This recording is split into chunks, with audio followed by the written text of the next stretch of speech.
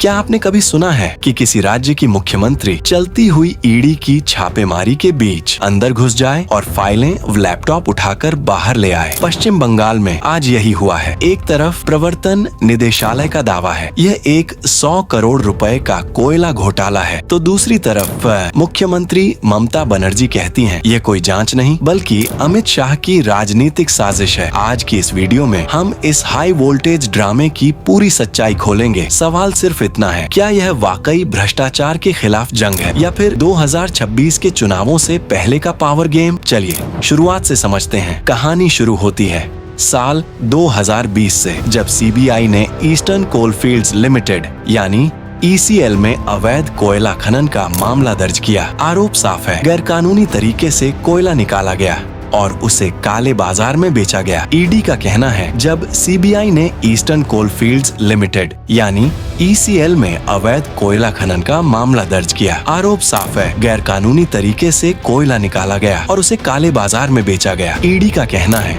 इस घोटाले का पैसा हवाला और शेल कंपनियों के जरिए घुमाया गया। लेकिन सबसे बड़ा ट्विस्ट यहाँ आता है। ईडी का दावा है कि इसी पैसे का इस्तेमाल गोवा चुनावों और पार्टी प्रचार में किया गया। अब आते हैं 8 जनवरी की सुबह पर ईडी की टीम पहुँचती है IPAC यानी TMC की मार्केटिंग टीम के दफ्तर और उनके प्रमुख प्रतीक जैन के घर। सब कुछ रूटीन लग रहा था, लेकिन तभी मौके पर पहुंचती हैं खुद मुख्यमंत्री ममता बनर्जी और यहीं से कहानी पलट जाती है। ममता बनर्जी का आरोप है ईडी यहाँ मनी लॉन्ड्रिंग की जांच के लिए नहीं बल्कि TMC की आगामी उम्मीदवार सूची, पार्टी रणनीति और मतदाता डेटा चुराने आई है। मीडिया के सामने ममता बनर्जी साफ कहती हैं कि वे फाइलें और हार्ड डिस्क अपने साथ बाहर लेकर आई हैं ताकि वे भाजपा के हाथ न लगें। अब जरा टाइमिंग पर गौर कीजिए। मामला कब का है? 2020 का। छापेमारी कब हो रही है? 2026 के विधानसभा चुनावों से सिर्फ 3 से 4 महीने पहले। क्या यह महज संयोग है? आलोचकों का कहना है